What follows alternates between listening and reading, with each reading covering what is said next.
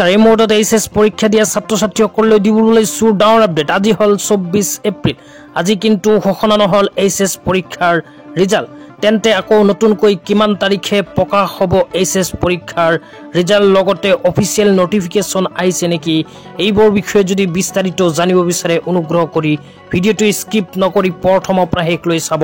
আৰু মোৰ চেনেলত নতুন হলে প্লিজ চেনেলটো সাবস্ক্ৰাইব কৰি মোৰ লগত থাকিব তো বলক ভিডিওটো আৰম্ভ কৰি এই বিষয়ত আমি বিস্তাৰিত